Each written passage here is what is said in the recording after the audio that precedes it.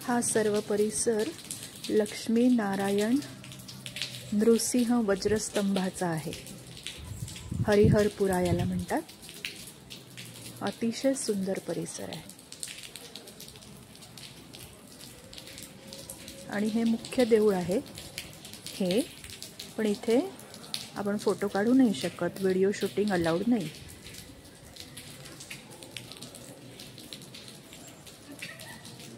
आता पुढे आपण नदीकडे जाऊ।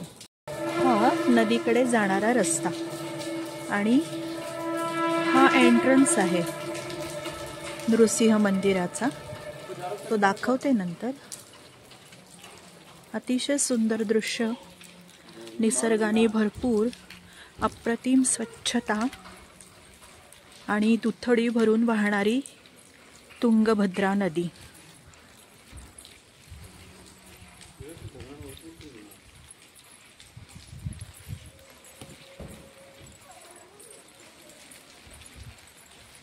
विशाल पात्र, नयनरम्य असा सुंदर परिसर।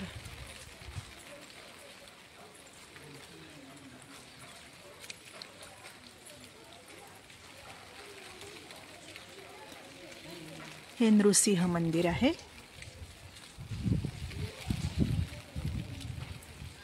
वज्रस्तंभ नृसिंह देवालय याची महत्ता अशी आहे, हे बघा पूर्ण कळस, कळसाचं दर्शन घेतलं तरी देवाचं दर्शन घेतल्याचाच उपयोग आणि लाभ असतो, याची महत्ता सांगते। हे बघा, आता ही जी तुंगभद्रा नदी आहे त्या नदीतून अगस्त्य मुनींना स्तंभ प्रकट झाला, त्यांना प्रत्यक्ष दर्शन झालं आणि त्या स्तंभातून नृसिंह प्रकट झाले, लक्ष्मी नृसिंह, आणि ते हे ठिकाण आहे।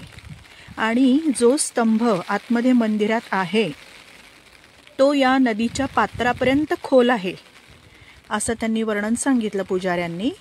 आणि तिथे गरुड प्रतिमा त्या स्तंभाच्या बेसला आणि यंत्र प्रतिमा आहे।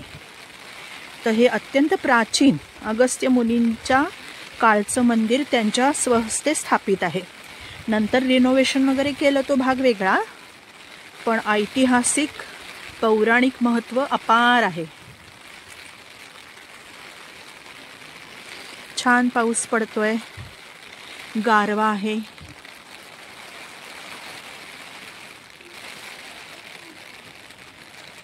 पवित्र वातावरण आहे आणि नृसिंह आणि लक्ष्मीचं तर इतके सुंदर रूप आहे, अप्रतिम सुंदर। आतमध्ये शारदा अंबेची पण अतिशय सोज्वळ आणि सुवर्णाची प्रतिमा आहे आणि बाजूला शंकराचार्यांचा, आद्य शंकराचार्यांची ही प्रतिमा खूप सुंदर आहे। आता आपण थोडं नदीच्या पात्राजवळ जाऊ।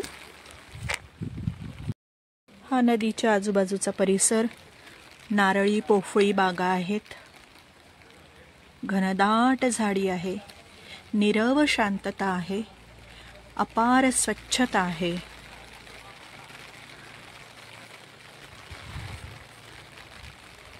आणि ही तुंगभद्रा नदी आहे, तुंगा नदी म्हणतात याला इकडचे लोक। पाऊस असल्या कारणाने दरवाजा बंद केलाय।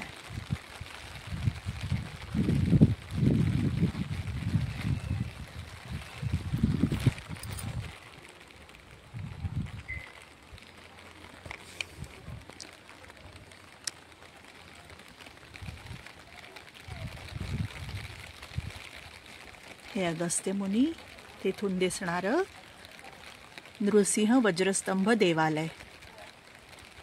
आपण अजून थोडं पुढे जाऊन कळसाचं दर्शन घेऊया। हे बघा, श्रीराम।